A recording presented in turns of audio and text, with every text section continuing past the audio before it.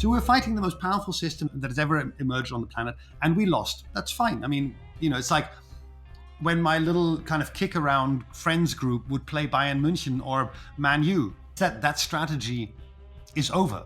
The strategy of saying we're gonna blockade your everyday life and we're gonna attack your symbols just to piss you off so much that at some point you're gonna just do what we tell you to do or what you need to do, because we have sort of blockaded rationality into your brains.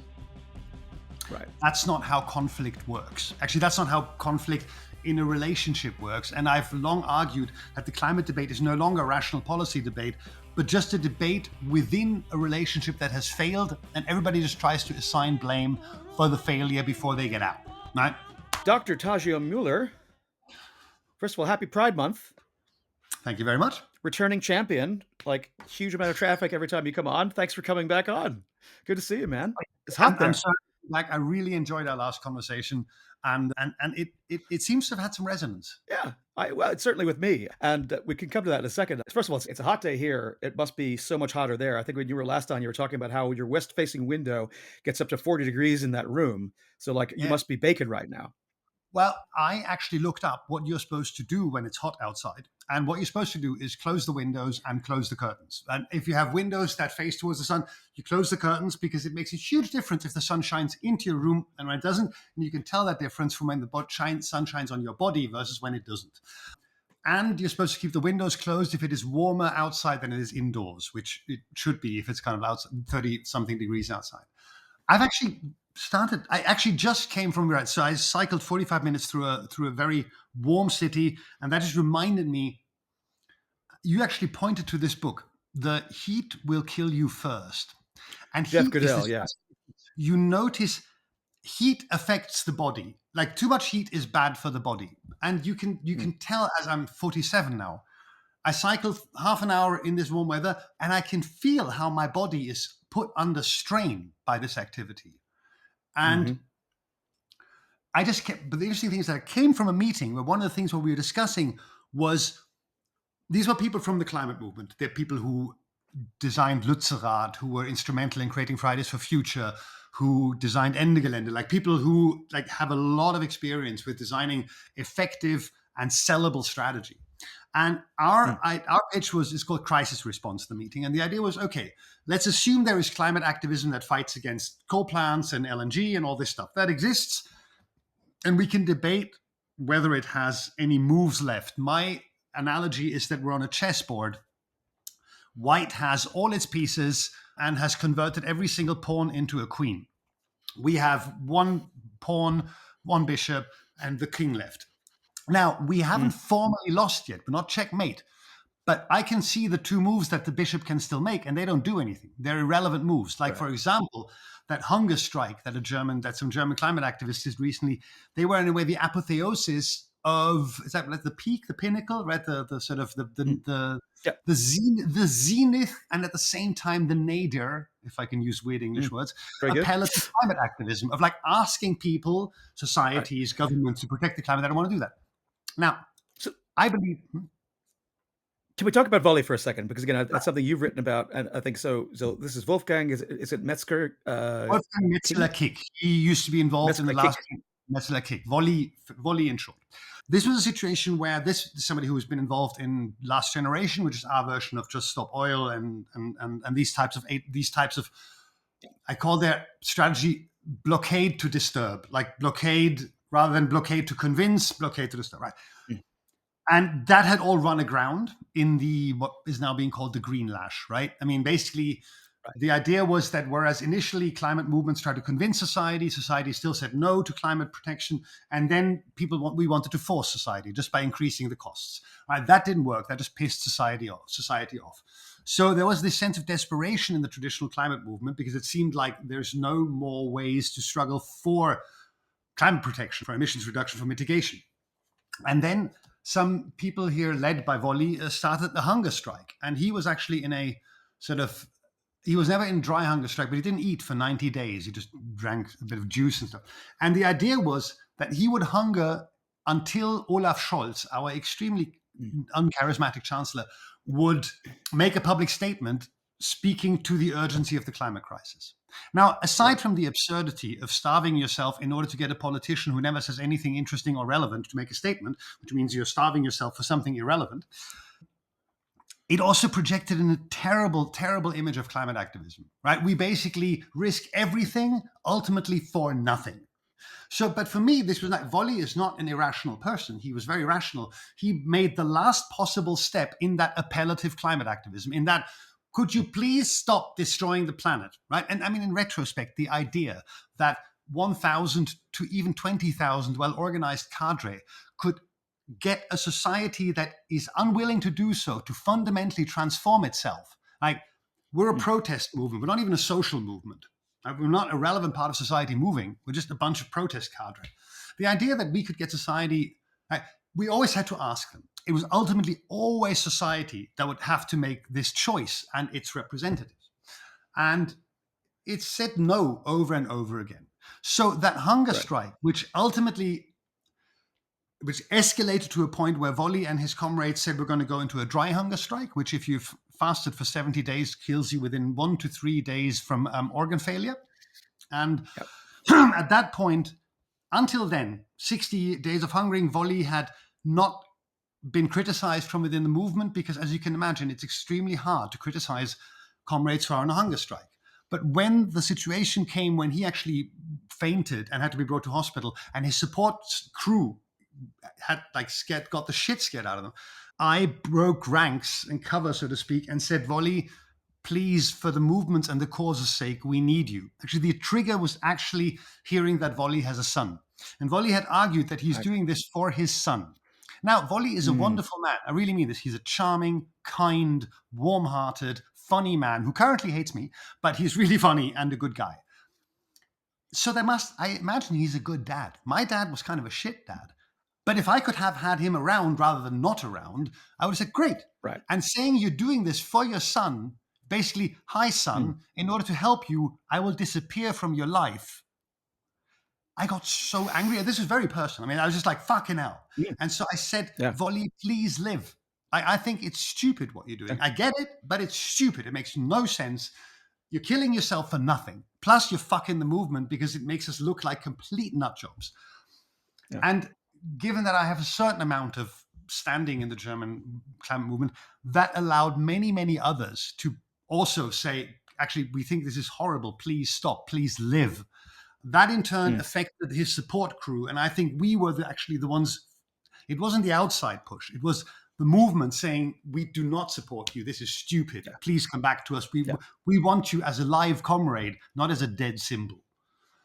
And and so basically they stopped the hunger strike, and that was frustrating for them. But the movement was very happy because we don't have any martyrs, but we have living comrades. Well, it is something, again, I grew up and got to know, as I got a little bit older, a lot of people in the Republican movement in Northern Ireland. And so their tradition obviously involves, the legacy of Bobby Sands and the hunger strikes, in the early part of the Thatcher era. So like the dilemmas that obviously the Republican movement faced in terms of whether or not to continue with the strikes after the first deaths is something I know very well in terms of that story and that dynamic. So I get it. But first of all, interesting, when you said Bobby Sands, your accent became much less international, much more Irish, because you actually accessed a part of your Irish heritage. Now, I am not an expert on the situation that you're describing, but I think what you're talking about. If you're doing a hunger strike to protest actual, for example, jailing conditions of people, this has proven to be an effective tactic. Like somebody in jail being sort of saying, I'm being treated terribly and I'm going to use my last moment of agency, right? This is a hunger strike isn't about the goal or or the discourse. It's about a situation where an activist takes the last bit of control they have over their own body and says, I will use this. You have disempowered me completely. And even in that situation, I can exercise power. I was in a hunger strike it was 2 days. It was a thing. We were in a jail in Prague, and they put us all in prison clothes and wrote our prisoner numbers in black marker on our arms. And you're a bit like, I have seen that before. This is basically, I'm not comparing myself to Bobby Sands. I'm just saying, and I just remember we were using, we stressed the guards enormously because we showed them that we have power. We organized the hunger strike in jail, like between different cells, right? Yeah. In this case, Volley didn't gain power. He showed his complete disempowerment. And this is my obsession right now, right? The climate movement, look, why do people do activism? Why don't we work in NGOs or in parties or charities or whatever, right? Why do we do this kind of street activism? Because the elixir that activism produces and which it runs on is empowerment, is, I think, like collective empowerment, self-actual, like Selbstwirksamkeit in German, like self-efficacy is sort of the therapeutic term. That's why people do activism. Now, the climate movement has a real problem in that for many years we've largely produced disempowerment. We've mostly produced situations where in the climate strikes, people have felt too few. In the gluing blockades, they felt too little or too weak. And ultimately, we felt society's rejection of our position. So we've produced disempowerment for years. So we're doing exactly the opposite of what activism should. We're disempowering people. Now, there were floods in southern Germany a few weeks ago. Yes. And they happened exactly while Volley was doing his hunger strike. And Fridays for Future activists posted a photo on Twitter, and there were like 3 or 5 of them. And I don't know if this was a photo op or they were actually helping, but you had 5 of them around a kind of car carrying stuff, and like they were clearly being useful in that crisis. And they posted a photo on Twitter, and in their faces you could see their joy and their empowerment, their sense of doing something relevant and feeling useful and well, empowered. And at the same time, I saw a photo of Volley starved, basically, you could barely hanging in there, totally disempowered. So this was just a hint of what I'm going to be talking about, and that is empowerment in the catastrophe. We're no longer in the struggle against the climate catastrophe. I mean, you can happily do that. I just think that, again, with the chessboard, we're out of moves, or even the moves we have don't make any sense. And you can keep producing disempowerment. Or you can look into the situation that we have now and look, how can we empower ourselves in that? So rather than the climate movement fighting against the climate catastrophe, and in that fight we fought against fossil capitalism, which is the most powerful articulative system.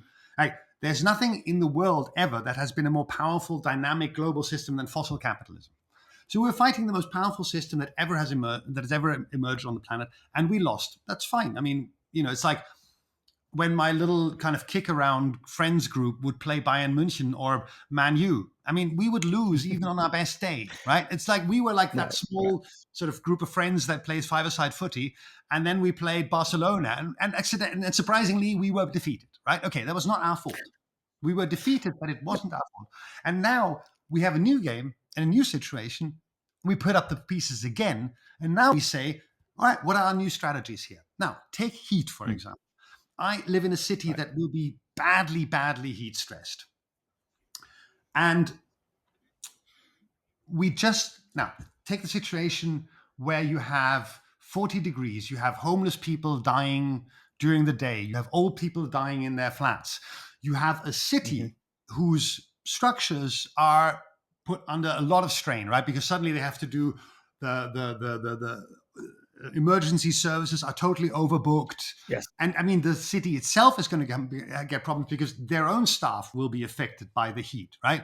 Then you're going to have massive problems in hospitals, right? So you'll have generally a kind of social services crisis.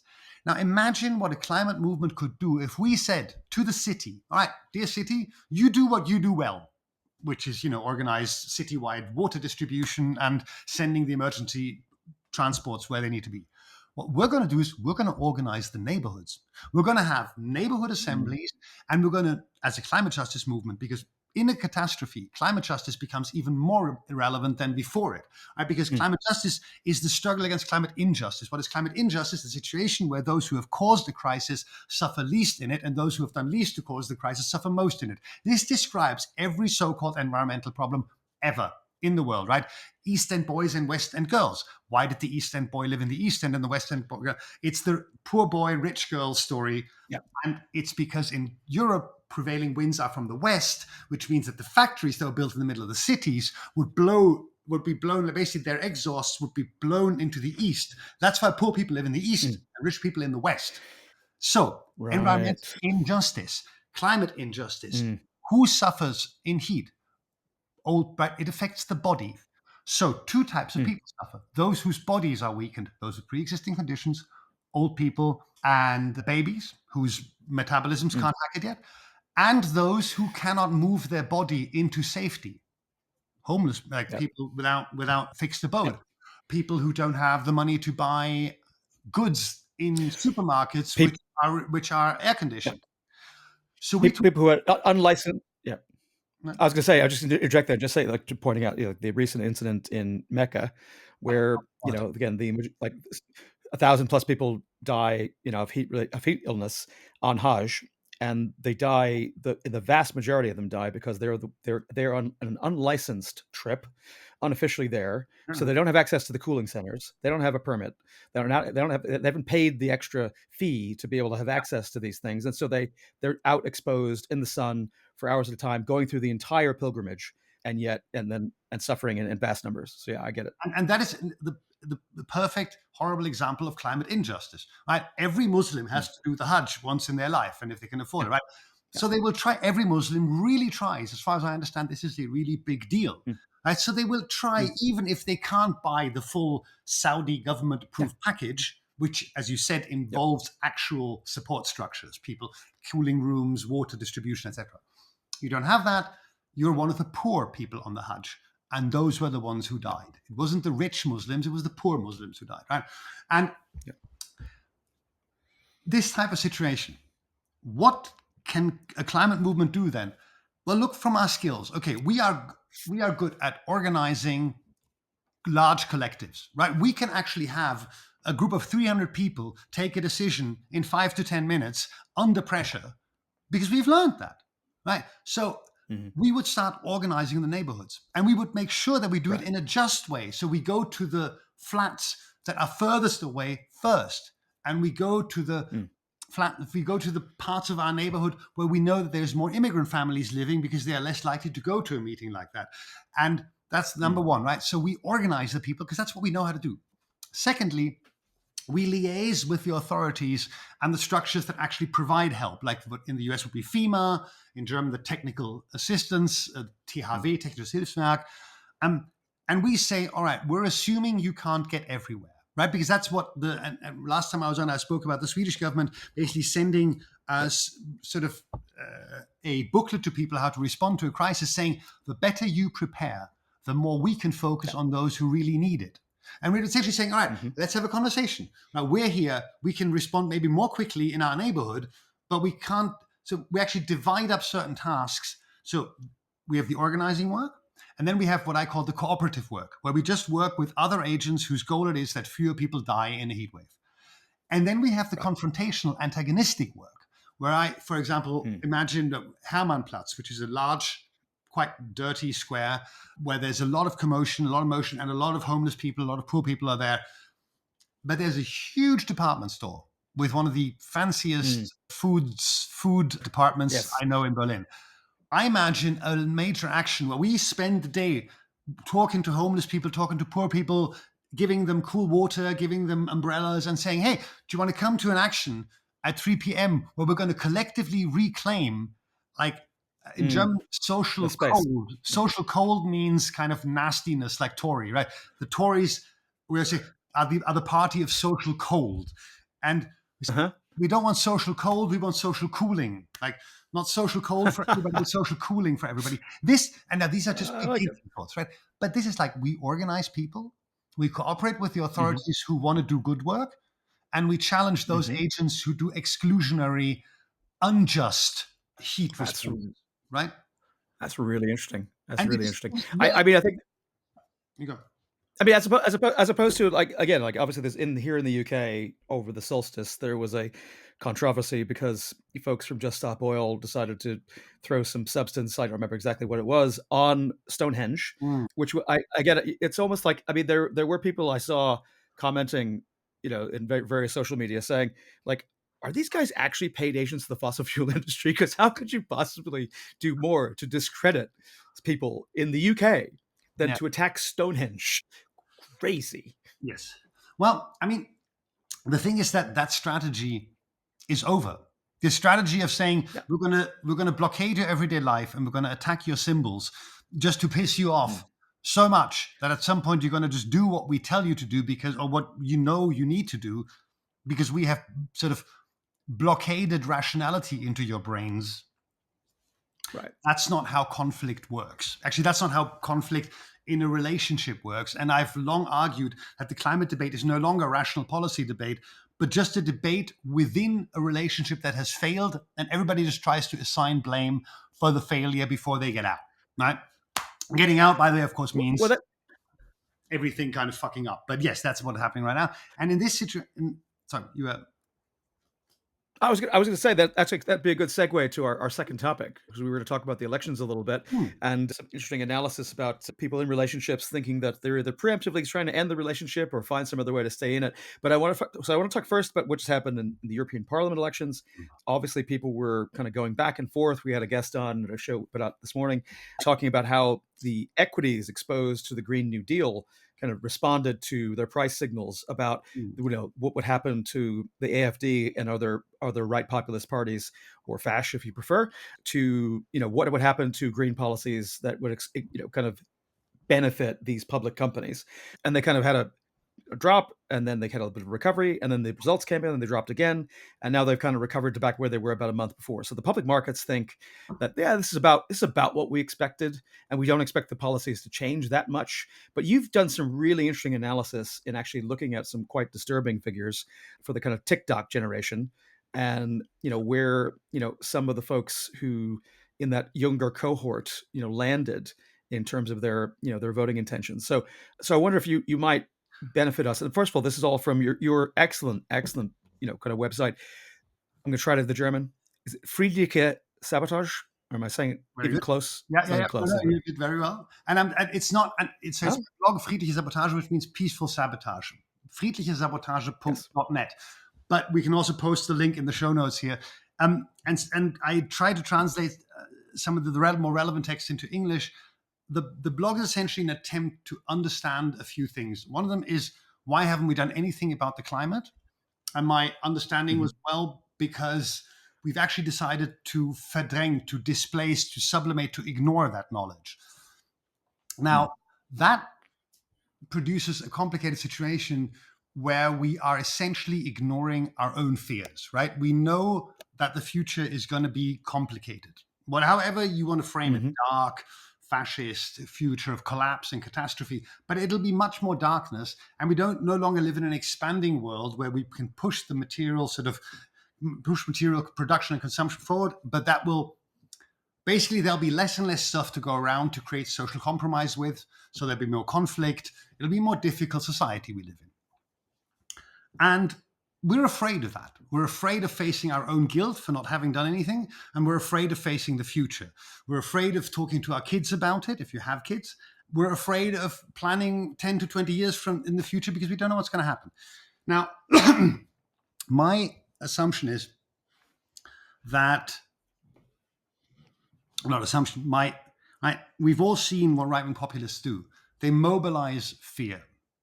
Unlike the Mhm. centrist discourses, both centrist conservative, social democrat, green, liberal, etc., all of these political forces tell a story which says, hey, we know you're a bit stressed, we know you're a bit scared, but we just need to do a few adjustments, right? We need to increase border policing a bit more, have a bit higher prices in the emissions market, and not vote for fascists for a few years, and everything will be fine.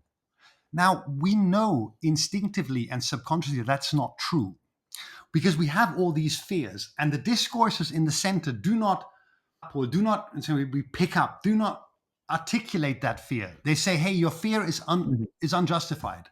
And nobody wants to hear that their Right. feelings are unjustified. I mean, again, look at this as a relationship conversation. You say, hey, honey, I'm scared.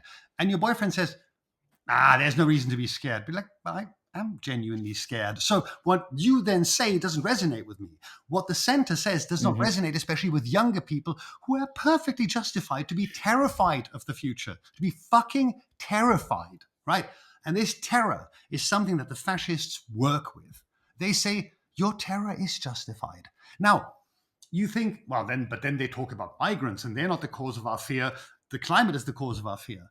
But it doesn't matter. Mm. Once somebody's Stephen Colbert, right? The whole Jon Stewart line called John Oliver, these are all geniuses who have Mhm. redesigned political discourse. Stephen Colbert did a great analysis of Donald Trump. And he said, Donald Trump doesn't have to say things that are correct. He doesn't even have to say things that feel correct. He just has to say things that feels, right? He means that he feels the same thing as you. It doesn't matter where that feeling comes from and where it goes. But at the Yep. moment of talking to you, he resonates with your feeling. I feel resentment. And his audience is like, we feel Mhm. resentment too. He says, I hate wind turbines. We hate wind turbines too. And then he goes on about the birds being, we don't give a fuck about that. But his stories resonate emotionally. And the right-wing Yep. story about fear, they resonate with young voters. And so basically the AFD, the fascist party, was the strongest single party in the young voting cohort. Now, a few years ago, we Mm. used to believe that the young generation was feminist, that it was queer, and it was ecological, environmental. Yep. It was a generation of good people who were socialized after the financial crisis, so in a kind of way that's critical of capitalism. But they're also the generation whose future has been stolen. So they're pissed off and angry. And unless Mm. we can tell a story that takes those fears seriously, they will continue drifting to the right. And what does taking it seriously mean? First of all, it says, yes, you're right. Acknowledging that the future will be fucked up and much more difficult. That's the first thing. There needs to be Mm. honesty in the discourse. But it can't stop there because honesty on its own depresses people, right? And we talked about that in our last conversation. I sort of started saying, Mm. well, Yep. you can look at what people are doing in Sweden or other countries, in France, where there is a strong tradition of talking about collapse. But we need to be really concrete. How can we be how can we act in a meaningful way that creates a better world within catastrophe? These are the questions we Yep. need to ask ourselves right now. And those answers will be different whether you're talking about a flood, because then you have the ability to do large scale collective action, right? Just pack in sandbags, classic collective action that even Mm. mainstream folks are capable of. But then you have a drought, which you need to Mm. take different action, or you have a heat wave in a city, you need to take one different action again. Basically, we're standing at a point where we need to redesign all existing climate practice, whether you're in the policy field or in the technological field or in the activist field, right? We talked in the meeting that I mentioned, right? We talked about how to act within heat. Last time we asked about climate tech. And I said, well, maybe one thing that would be Mhm. useful would be to find a technology that can help us. Like, let's say we have tents, right? We have all these climate camps, so we have tents. We need a cheap, Mhm. renewable, what do you call it? Open source technology that Yeah. that we can just adapt and create cooling rooms without using too much energy or using too much capital. Now, this is Mhm. something completely different. Designing cooling spaces responds to a totally different crisis than saying we need to design new energy systems that don't poison the atmosphere, because we have poisoned the atmosphere. Now we need to deal with the consequences of having poisoned it. Yeah.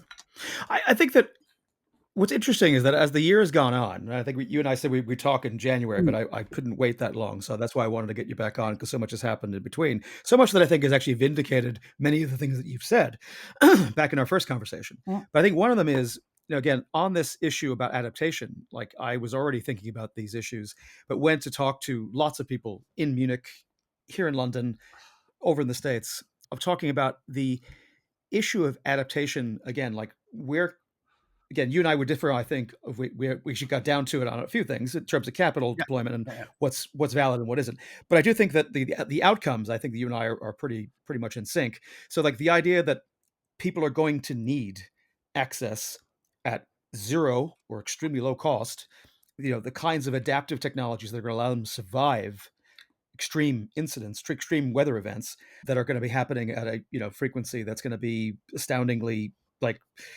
head-snappingly bad. And I think that the technology set that's there, I've spent a lot of the last few months figuring out like where is the capital stack for these things? Who's going to pay for some of these things to be developed at scale? How do you get some of them to be, as you say, open source? How do you get some of them to be so that they're not dependent on grid, right? As you say, like you want them to be off grid, right?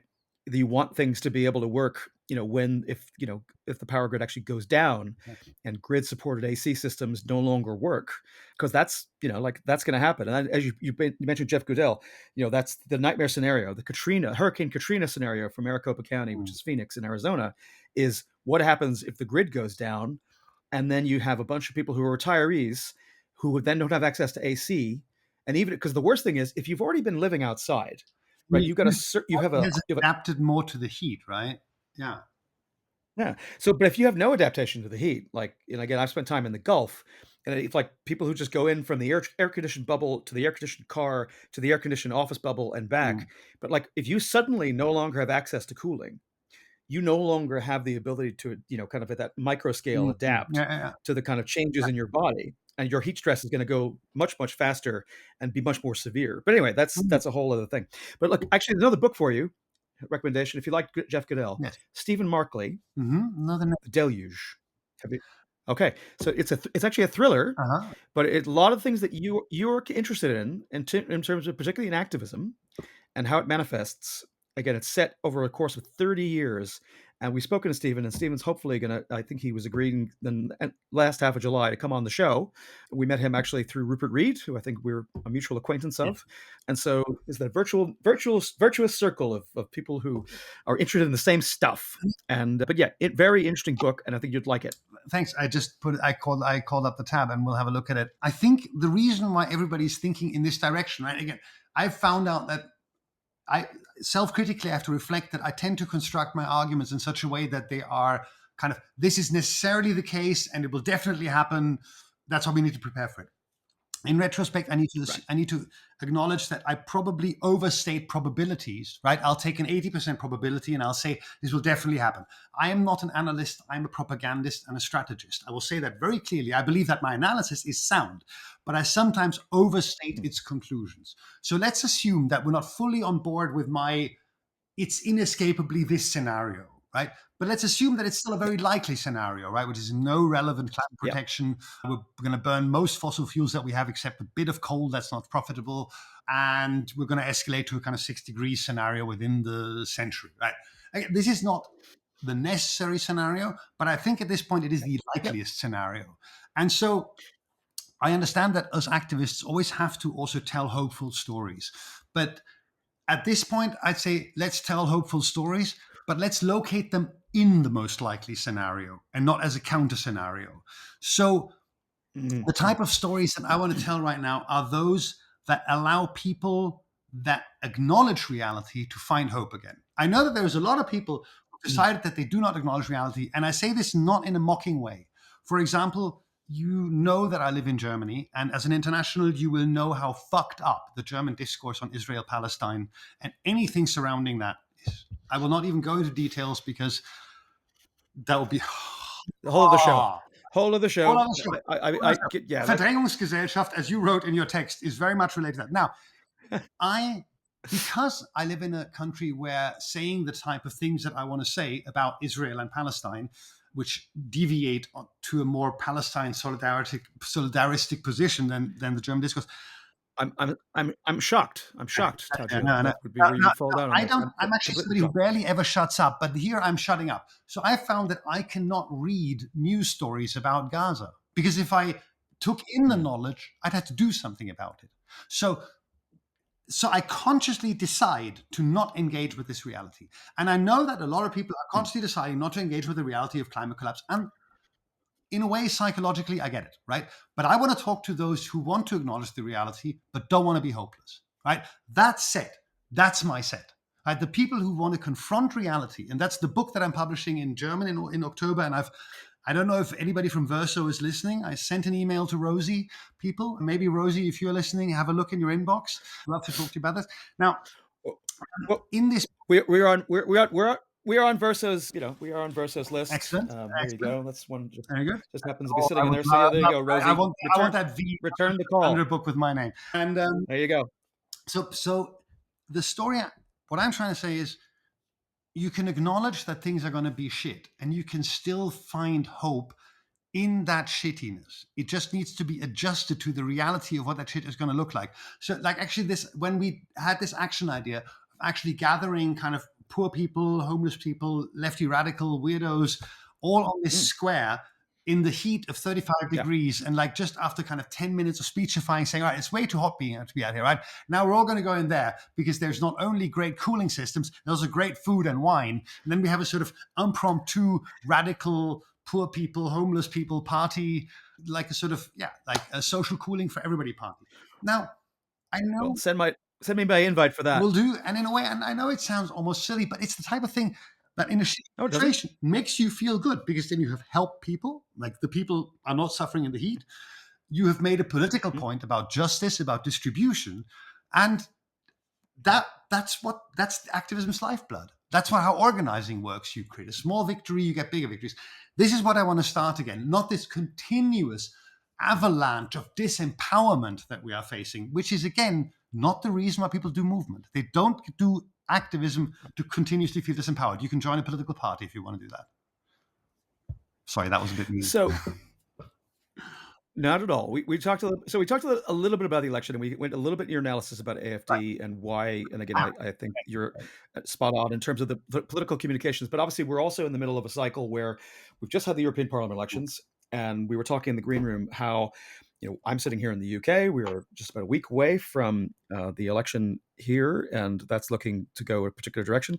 And then Macron in France has called an early election for the Parliament, which seems like it's likely to have the opposite, but also quite dramatic result, as opposed to here, of probably ushering in for the first time, I think it's called National Rally now Mm. instead of the National Front, but to be able to kind of the Le Pen party to kind of get into actual power with a 28-year-old prime minister who, presumably will be on the political scene for the rest of your and my life, Yeah. because you and I, if we live long enough to see him gone, then that'll be a good thing. But I don't know that we And will. and, But and actually, anyway, over to you. he said he said in a speech today, right now, one thing that's happening is that so there is a clear right wing shift. In the more privilege your country has assembled vis-a-vis the countries around Mm, it, the more right wing it's going to be. Just as a general rule, right? Because the defense of privilege is best achieved not by what I used to call what I call the Verdrängungsgesellschaft, by saying, well, we don't want to have the migrants here, but we don't want to say that, so we have to do some story about human trafficking and sort of those migrant, what do you call them, the gangs that kind of traffic, that yeah. ferry migrants in Traffickers. Yeah. traffic, right? But it's actually not about a struggle against human trafficking. It's a struggle against migration, and it's a war on migrants, right? It's actually much easier to just say, hey, I don't give a fuck about these people. It's psychologically, it's much easier to defend your privilege Mm, by saying, well, I deserve more privilege than the others. That is the more simple, right? Occam's razor. The simplest route is the mm, best route in that sense. And right now, we have this massive right wing shift in all the rich countries in the world, and the European Union as a bloc is shifting to the right. Now, if I want to just put my political science hat on and not the activist hat, the political system has to respond to this. Now, how do you respond to this? Traditionally, the way you internalize as a political system antagonistic or oppositional agendas is by splitting the agenda and taking the good part, the moderate part, and criminalizing the radical part. That's, mm, we've experienced that a lot as leftists. Now, in this case, something similar is being done by European conservatism. European conservatism is trying to split the fascists into good and bad fascists, right? Or the right wing mm, radicals. But Bardella and Le Pen is now tries to be part of the detoxified fascists, right? So does Meloni. But what does mm. Bardella say? Yeah. He says we don't want to Mm, give certain important jobs in military or security to people with what do you call it, double statehood, with two passports, right? Double citizen, dual. right. Dual. Yeah. So what he's of course saying is Yeah. that Yeah. foreigners are the enemy. Otherwise, that statement doesn't make Yeah. sense. So even, or Meloni, right, detoxified fascist at the transnational, at the European level, but at home, hardcore pro-fascist policies. She gives political and cultural space to brutal Mussolini, Duce, right, sort of Nazi salute waving types, and Mm, massively pushes back the rights of queer people, right? Fascists, a fascist is a fascist is a fascist. And to quote Gertrude Stein, misquote her. And this is while the political system is trying to normalize fascism in part, and in a way it's trying to do its job. but fascism cannot be normalized. This has been shown around. Like there Mm. has not been a stable, while there has been a stable accommodation between social democrats, centrists, and kind of left party radicals. There has never been a stable accommodation between conservatives and fascists. It's little complicated to work out why that is the case. I tend to believe it's because fascists' politics are just emotional, and you can't split an Mhm. emotion in a compromise. Right? Their politics are about Yeah. raw emotion, fear, anger, hatred. And you can't split fear down the middle and say, well, okay, we're going to take your fear here and you're going to be afraid of that, but no longer afraid of that. That's not how emotions work. So they cannot be argued or reasoned Mm. with because they essentially, and now I do sound like a Freudo-Marxist, they're in a state of regression. In order to not face the Mhm. realities, because of course the fascists don't have proposals that solve things. The climate crisis is unsolvable. The migration crisis is unsolvable. Ukraine, Russia is unsolvable. Palestine, Israel is unsolvable. This shit is all unsolvable in the polycrisis. But the fascists are saying we don't care about the solutions, we just care about the emotions. That's why they cannot be compromised with. Right? That's why this attempt to split the right wing into respectable and not the hard right isn't going to work. And which means that, I mean, first of all, right now, what does that mean strategically? We cannot hope to gain majorities in the global north right now. Right now, the societies of the global north are in a situation where they are rejecting the humanist values that we have pretended to ourselves that we live by, because we don't. I mean, we live in Mm. externalization societies, and all our wealth is a result of other people getting killed or exploited or jailed or whatever. And acknowledging this, and in a way not feeling ashamed by this, is what I call the coming out of the asshole society, right? Basically, a society that says, you know what? Yeah, fuck that. Yes, we live off of you and your family, and we live off the land that you live on. We Mm. live on your sweat and your blood and your life. Like this, all of this is for us, for our consumption. And you know what? We're fine with it because we're better than you are. We deserve more than you and your lot because we're white, or we're Germans, or we're dudes, or we're straight, or we're cis, or whatever. That's an asshole position against a humanist position that says everybody deserves the same. And to actually, for right now, the privileged countries of the North are throwing off the yoke of their pretend humanism, and they're just honestly acknowledging, yeah, Mm. we're a bunch of fucking racist cunts, and we're just exploiting the rest of the world. And you know what? Deal with it. Now, this is a type of coming out situation. It's a type of Mm. finally I can acknowledge what a racist dick I am. Finally, I can call you, Tadzio, and your husband, you fucking faggots on the street again, because you know what? I've always wanted to do that. I just didn't want to be made to feel like a Neanderthal because, you know, you're not supposed to call faggots faggots anymore, even though they Mm. fucking are. Sick, pervy faggots, right? This is the Mm. type of discourse that we know exists deep down in our societies, is very widespread. Trump, Bojo, all these fuckers pulled that out. They pulled that out. Farage, that walking sort of psychological, like he's basically just sort of this sort of a child who says, yeah, fuck you, I'm exactly like that. He's this child who says fuck you to his parents all the time. I'm not going to say good things about my brother because I can't stand the little fucker. This is what's now coming out, Mm. and that's a coming out dynamic which cannot be underestimated. It feels like Well, liberation for them. so a couple quick things I wanted to get to, right? One, first of all, you've talked about the book. Is there a working title for the book? Between from peaceful sabotage to collapse, how I learned to love the future again. Okay. Okay. So it's the opposite of Dr. Strangelove, Yes, that's basically.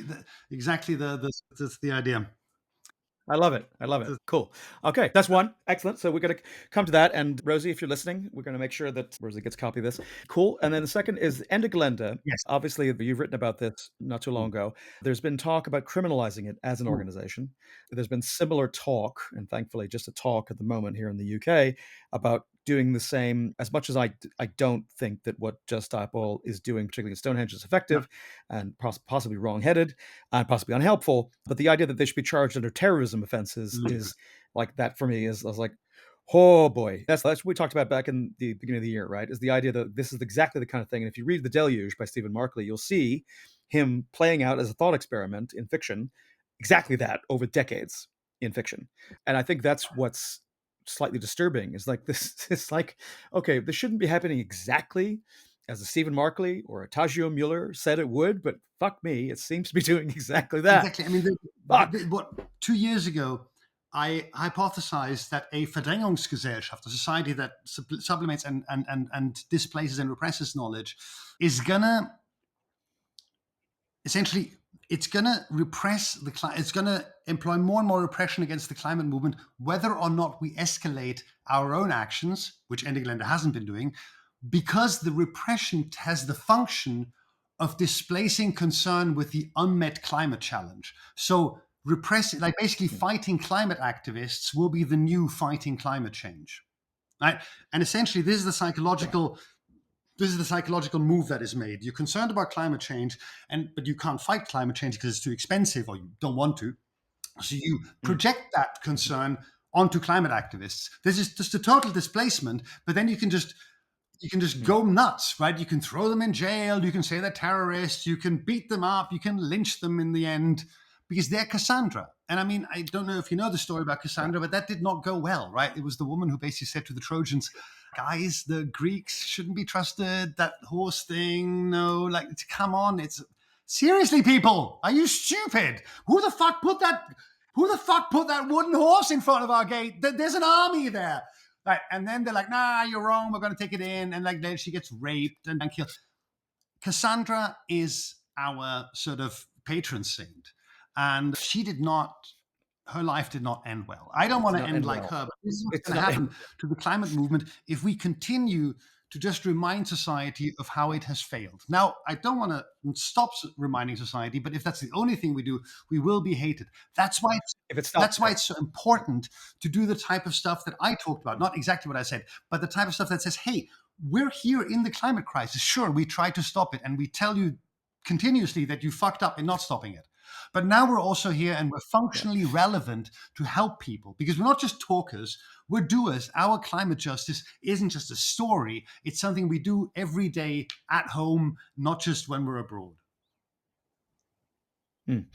And I think that's something people are starting to figure out in terms of the mechanics about this stuff. I mean, even in reporting and media and talking about, the idea that, if you just tell people things are fucked, as it turns out, they won't read past the first graph of the story. If you're not giving them an out as some kind of psychological escape mechanism to say, oh, but also we can blah blah blah.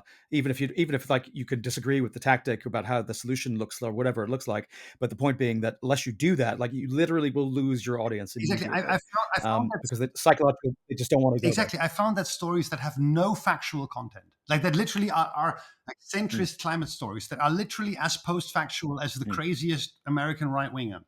They'll say things, they'll say things like, we can still meet the 1.5 degrees target. It's like, no, no, there is no physical and political realistic chance for that to happen.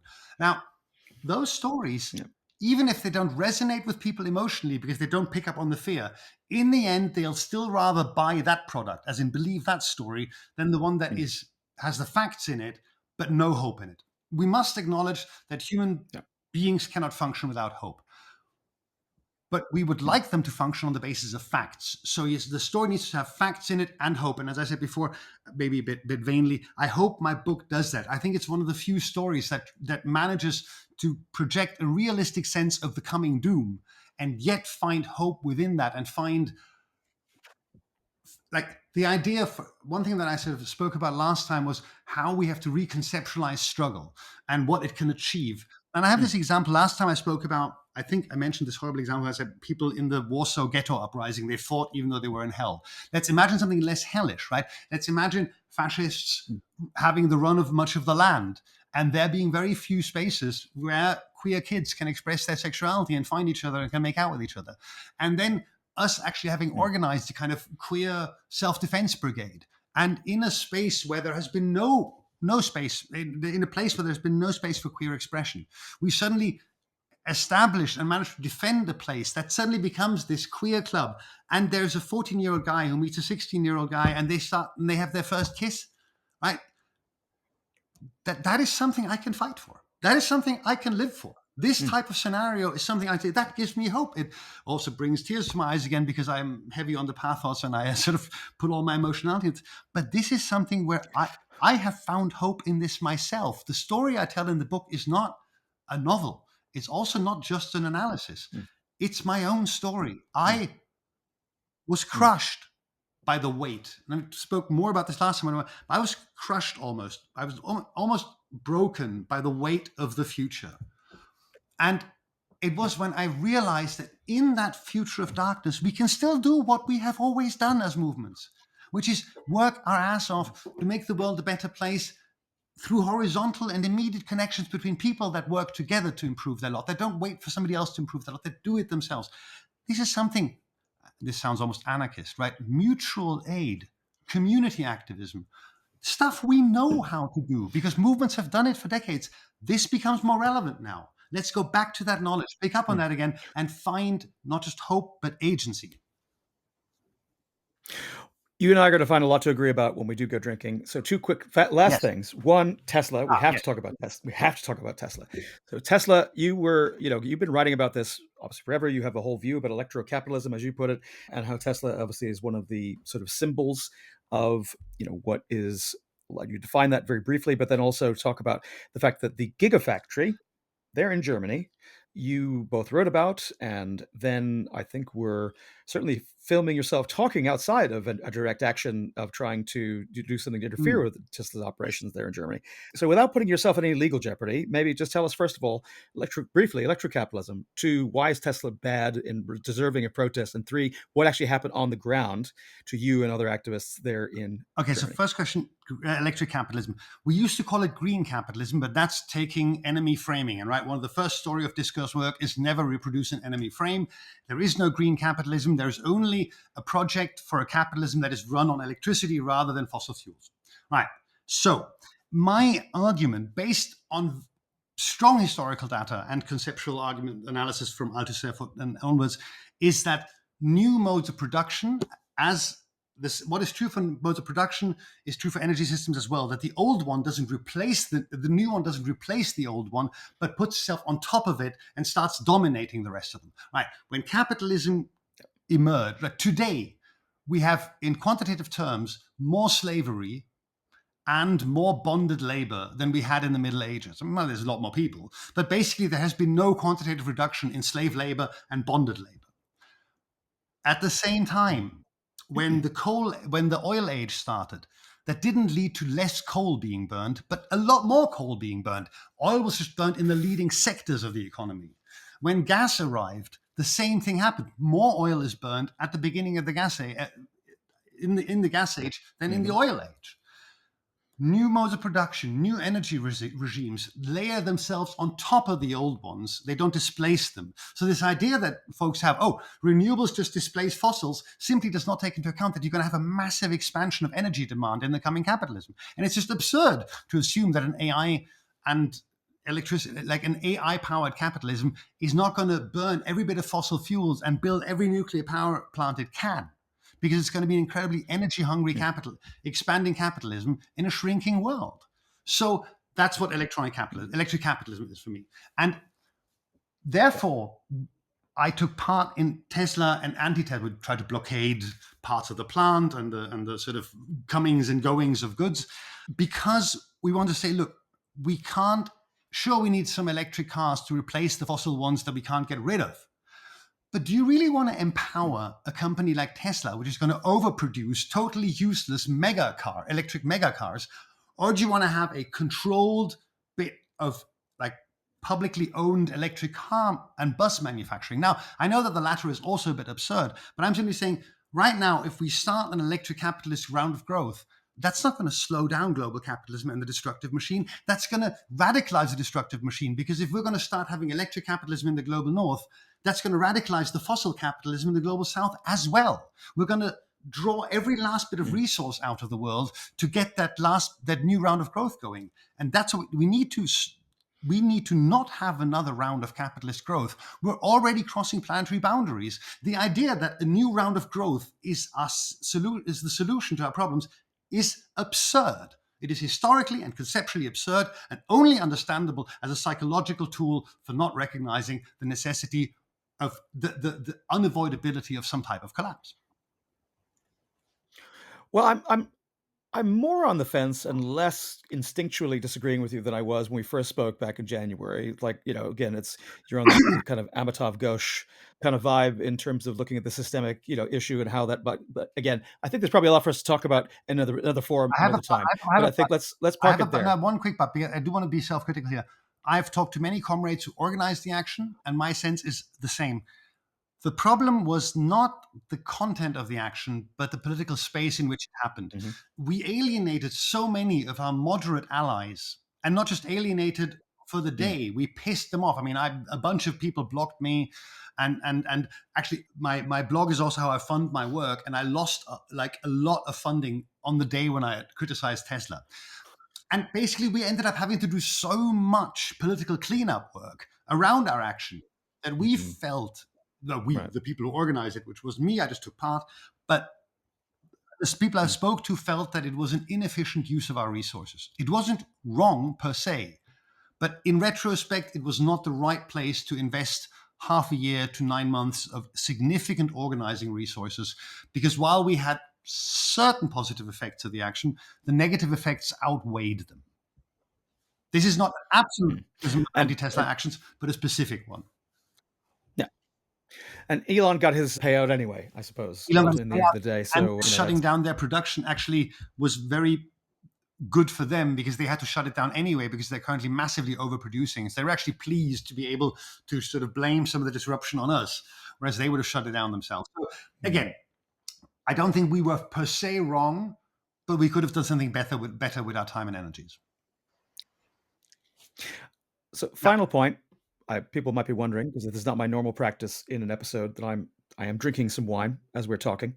But we agreed before we'd come on that we would raise a glass together because you were very kind in the comments that you'd given me about a piece that I'd written about the death of Brisket, our French bulldog, in the heat wave of 2 years ago. So we started with a bit of heat advice. You also lost Yes. a member of your family in the sense of someone who lived in a creature who lived in your house. And so we wanted to kind of mark that, celebrate them, and, well, just give each other a bit of comfort. Indeed. No shame in in that. that. And giving each other comfort in dark times is the beginning of creating the bonds that will enable us to fight for the better world again. So I'm so happy that you hit me My, up a while ago and we have these conversations. And I really hope that at some point we can sit in the same space and have them. mein Freund, vielen Dank. Sláinte. Outstanding.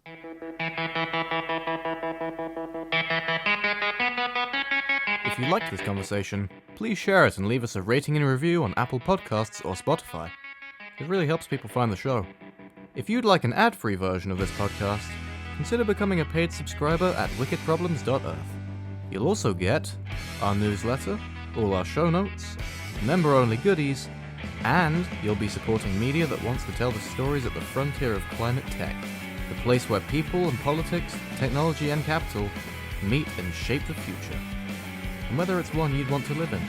Wicked Problems is written and edited by Richard Delevan. Production assistance was provided by me, Theodore Delevan. Wicked Problems, Climate Tech Conversations, is a production of Wicked Problems Limited. Thanks again for listening. No death from feeling everlasting